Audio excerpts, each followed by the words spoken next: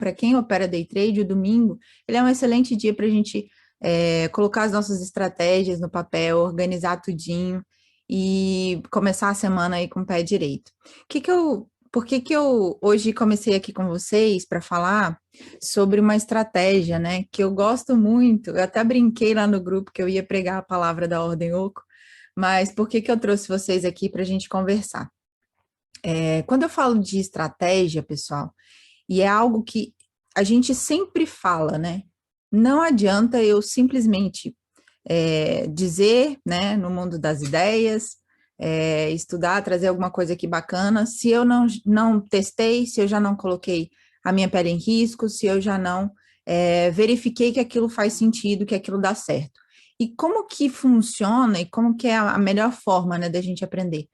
Extrai o conhecimento, pega para sua vida, vê se faz sentido, aplica, testa e sim, se aquilo fizer sentido para você, você agrega no seu operacional. Quando a gente fala sobre operacional de day trade, eu gosto muito, né, do que eu chamei de estratégia white flag. Por que o white flag? Do inglês bandeira branca. Esse nome eu trouxe, mas na verdade ela já existia, ela só não tinha um nome, né? Ela já existia desde que eu comecei a operar. E eu fui desenvolvendo isso ao longo desses últimos anos para justamente ficar de uma forma muito simples, muito prática e que qualquer um pudesse colocar em prática também. Então, eu trago aqui para vocês como que ela funciona. Basicamente assim, por que que eu dei esse nome, né? Lá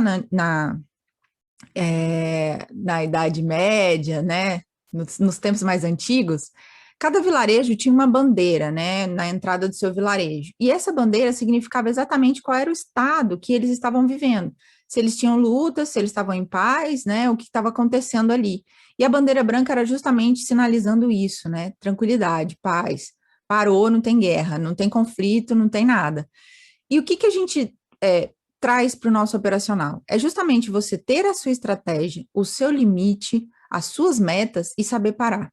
O que que é a disciplina? Onde que a disciplina entra nisso? É você seguir o seu plano, né? Você tem que, igual a camiseta que o Edu comprou ontem, né? Segue o seu plano, não segue o seu emocional. Por quê? Você botou uma camiseta? Ele não pode? Era surpresa.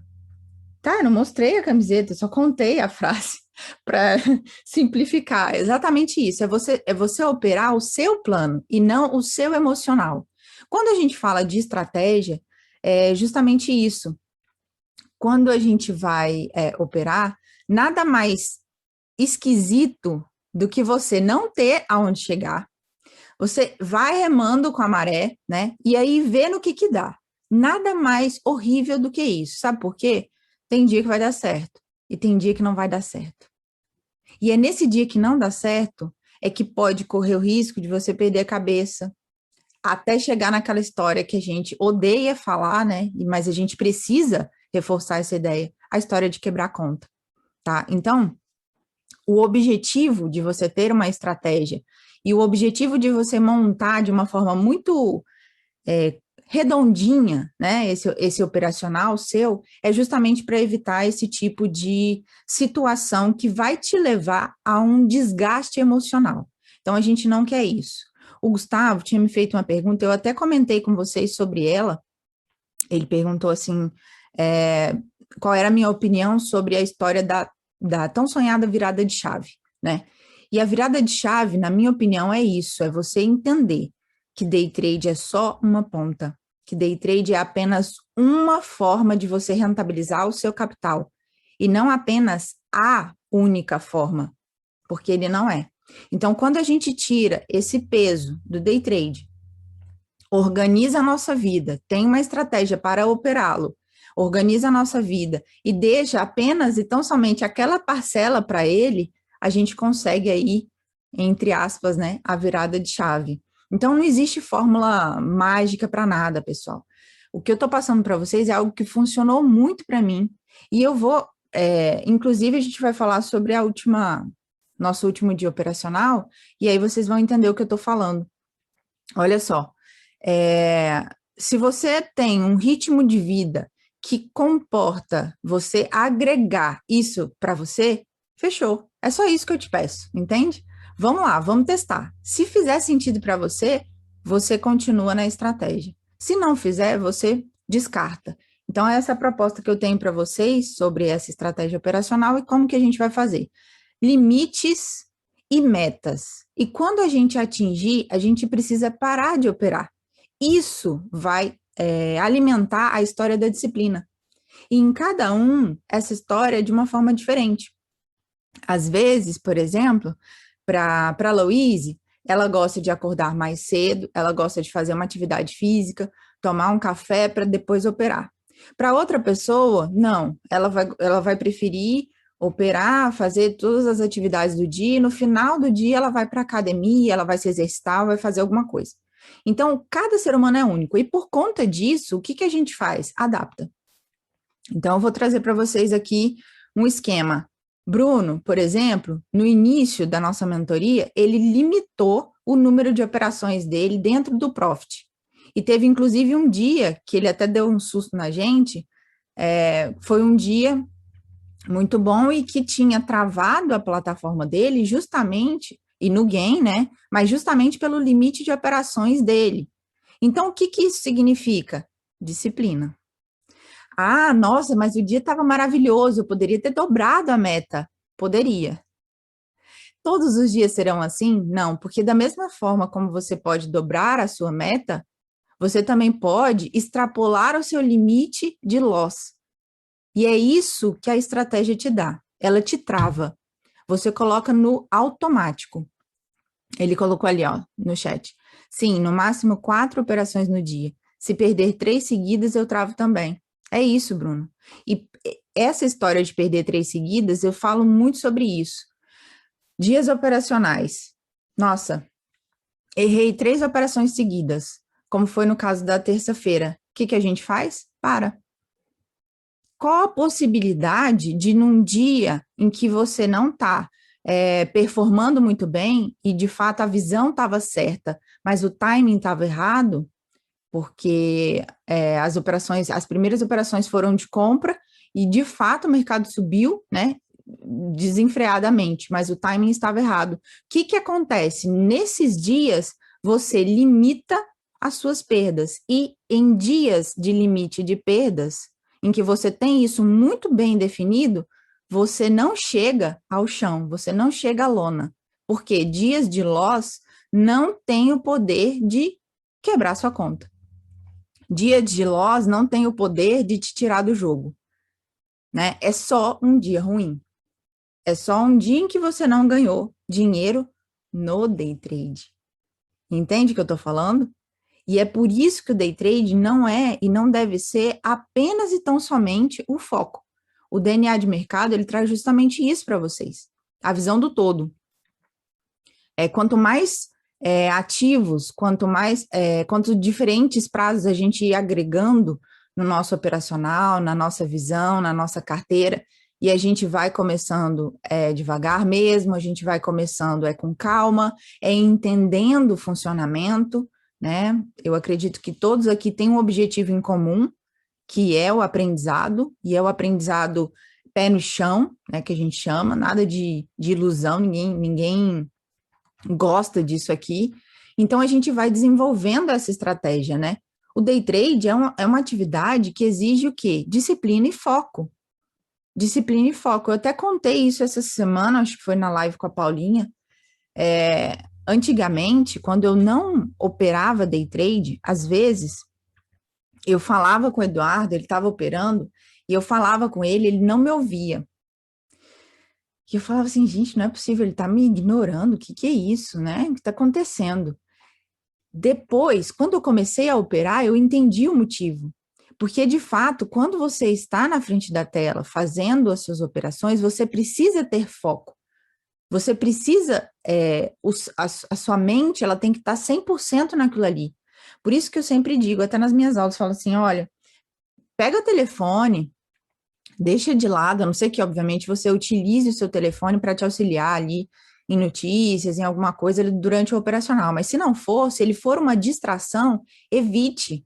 Se você mora com outras pessoas, avisa ali naquele horário, olha, pessoal, não me chama, porque nesse horário específico eu vou estar operando, eu preciso de concentração.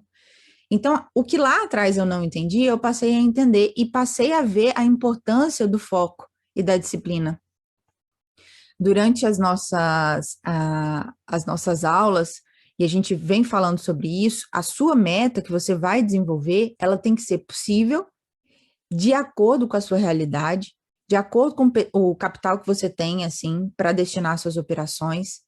A sua mão de contratos, ela tem que estar alinhada com o seu capital que você tem para operar. Eu dei, inclusive, uma dica aqui para vocês, se vocês, não sei se vocês já fazem isso, mas deixe o dinheiro de day trade em uma única corretora, uma corretora específica, e o dinheiro dos outros investimentos, de fundos, de tesouro, de ações, etc., você coloca em outra corretora, porque é mais uma forma de você limitar, de você deixar ali no automático para não correr o risco de colocar o seu capital todo ali à prova. Então, são estratégias que a gente vai acrescentando no nosso dia a dia e que faz muito sentido, principalmente no longo prazo. Às vezes o nosso tempo de operação, nosso tempo ali de tela durante o dia, às vezes ele é bem reduzido. O que significa isso? Que você não precisa passar de 9 às 17h55 na frente da tela operando. Por quê? Porque a gente já viu, né, que porque as pessoas geralmente migram de carreira para o day trade. Vou falar das pessoas, mas eu falo por mim. É pela questão da qualidade de vida, no sentido de que você tem um tempo mais aproveitado para outras coisas do que especificamente para um trabalho que é remunerado. É diferente de quando você vende as suas horas para alguém, né? Quando você trabalha para outra pessoa, você vende as suas horas para alguém. No caso do day trade, quando você empreende, né, o seu dinheiro ali no day trade, você está trabalhando para você, para rentabilizar o seu capital. E a ideia disso é que você fique tempo suficiente para que você consiga fazer as suas operações e rentabilizar o seu capital dentro daquele dia. E tchau, obrigada. Vamos fazer outra coisa. Vamos começar a trabalhar em outros ativos, em outros prazos, vamos estudar, né? Vamos nos dedicar, sei lá, à família, ter mais tempo livre para fazer outras coisas, porque até onde eu sei, a gente só tem uma chance. É uma vida só. Por enquanto é o que eu sei, né? Então, se a gente não aproveitar esse intervalo com coisas que preenchem o nosso dia, com coisas que preenchem o nosso coração, com coisas que preenchem a nossa vida, qual a razão, né, da gente fazer? Porque não pode ser só dinheiro. Quando é só dinheiro, as coisas ficam muito ruins, no sentido de que você deixa uma margem, né, muito grande para frustração, principalmente quando eu falo de day trade. Ah, beleza, então no dia ruim você vai ficar lá em posição fetal, acabou a vida, morreu, né, desesperei, não faz mais sentido? Não é isso. A ideia não é essa. A ideia é que a gente tenha realmente algo concreto que eu possa extrair do mercado financeiro operando day trade e, principalmente, se você estiver começando a operar, se você estiver começando, comece devagar. Comece com a cabeça de que a cada dia você está entendendo um pouco mais o funcionamento, você está aprendendo um pouco mais. E o dinheiro é a consequência disso, do seu aprendizado, do seu esforço, das suas horas, né, que você passa com a bunda na cadeira, com a HBC. Horas de bunda na cadeira é justamente isso, horas de estudo, horas de dedicação. E para qualquer atividade você vai precisar se dedicar. E eu não conheço aí nenhuma outra atividade que você não precise se dedicar para poder ser um bom profissional. Bom, e agora, especificamente falando sobre a disciplina, quando você desenvolve essa estratégia, e o que eu gosto da Ordem Oco é justamente isso, mesmo nos dias de completo, sei lá, de completa desconexão, porque às vezes a gente tem, e isso é normal, né? Você não é 100% correto todos os dias. Às vezes a sua leitura não vai estar certa, e isso é normal. Quando você tem definição de metas claras, você sabe fazer seu gerenciamento de risco, você respeita o seu capital e você sabe parar, isso é disciplina. Então a gente já tem ali específico o nosso jogo. O nosso jogo é esse: é definir tudo e deixar tudo travado para que a gente consiga operar o nosso plano. A gente precisa ter um plano. Quando eu falo de ordem oco, então, é o seguinte: eu deixei a minha travada em 75 pontos de loss para 100 de gain. E de acordo com a sua quantidade de capital, você vai operar. Se você opera com um contrato, isso funciona porque, assim, quando eu comecei, lá em 2018, que foi conta real, em 2018 eu comecei a fazer isso, e fez muito sentido, porque eu, como cada pessoa, né, que tem consciência do seu capital, eu comecei muito pequeno, e fui aumentando. E quando eu falo de muito pequeno, ah, eu gosto de trazer esse número porque às vezes pode fazer sentido para você.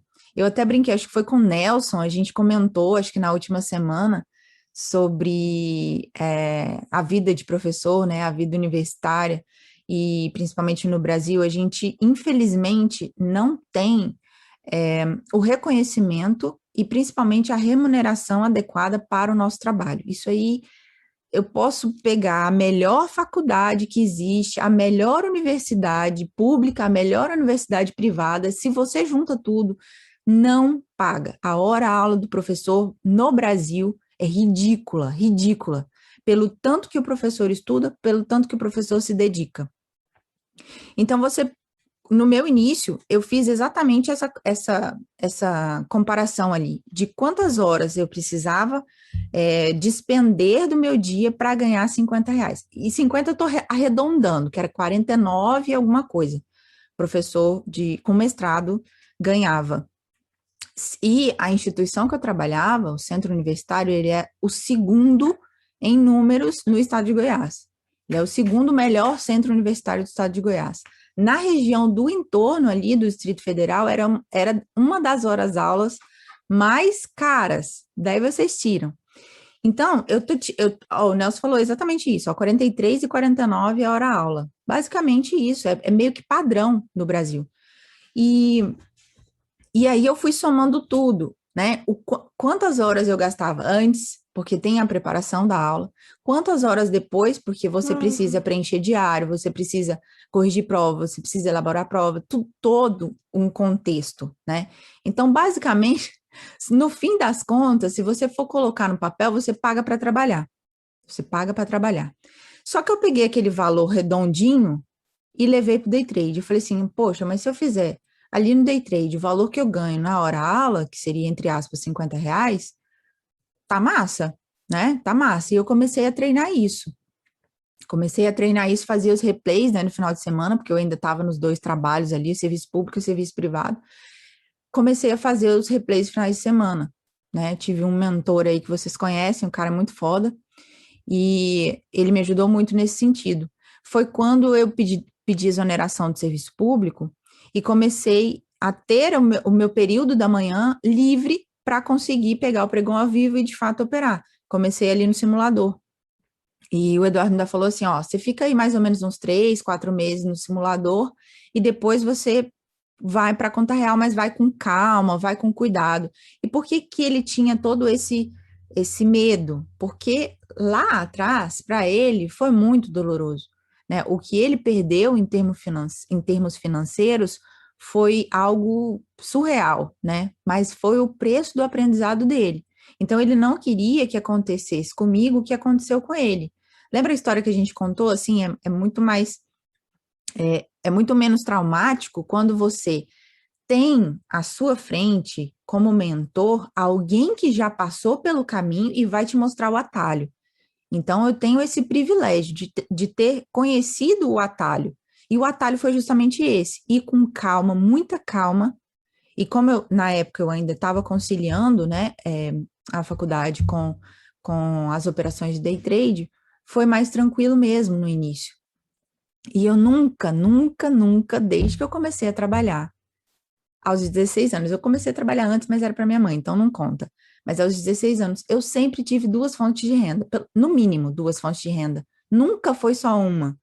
E por que não? Eu acho que sempre é essa cabeça, assim, de você é, entender que uma única fonte, ela pode secar. Então, a gente não deixa tudo, todos os nossos cestos em um único galinheiro, né? A gente pode colocar em vários galinheiros, não tem problema. Da mesma forma, começou dessa forma. Então, comecei a operar day trade, fui para o simulador com o mercado ao vivo, e quando eu vi que estava dando resultado aquilo que eu já tinha aprendido com ele, eu falei assim, gente, para que eu vou esperar? Eu não esperei, né? E eu tinha lá um restinho de dinheiro que eu tinha resgatado, eu não lembro se era LCI, LCA, que tinha lá nessa corretora que eu comecei para operar day trade. E eu peguei esse restinho de dinheiro e falei assim, vou colocar aqui, né? Se eu perder, não vai me fazer falta, não vai me deixar nem menos pobre, nem mais rica, e por aí vai. E foi quando eu comecei, de fato. E um belo dia ele chegou do escritório, eu estava com uma operação aberta na tela, e aí ele foi chegando pertinho assim, falou assim, caramba, isso aqui, mas você tá na conta real? Eu falei, Não, não foi assim não. foi não? Por que que não fica vermelho o seu negócio? Tá lá dentro. Aí ele perguntou, por que que não fica vermelho na minha boleta se estava na demo? Eu falei assim, não, mas isso aqui não é conta demo. Aí ele falou assim, não, não é? Eu falei, não, e eu já saquei dinheiro aqui, eu já tenho uns 3 meses já que eu já estou operando na conta real. E eu não falei para ele, eu não tinha falado para ele. Por que que eu não tinha falado para ele? Porque, primeiro, se desse merda, ele ia falar, eu te avisei, eu te falei para não fazer. Então, eu fiquei na minha. Falei assim, não, vou ficar quietinha. Só que ele me pegou no pulo. E me pegou numa hora que não dava para esconder, porque a operação estava na tela. Não tinha como eu esconder assim, né? Abraçar aqui o monitor. Não, dá licença. Não tinha como, né? Então, foi assim que ele descobriu que eu estava operando na conta real. E foi fazendo muito sentido. E aí, aos poucos, eu fui subindo a mão de contratos, mas foi muito aos poucos. Eu tive que ganhar uma confiança maior, assim, no operacional, e o que me deu mais base para eu fazer isso foi essa estratégia.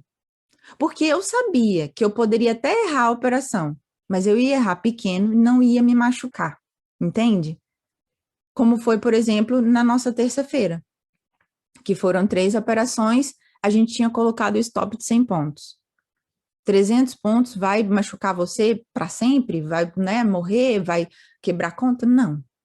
Desde que você esteja fazendo seu gerenciamento de risco. Né, Bruno?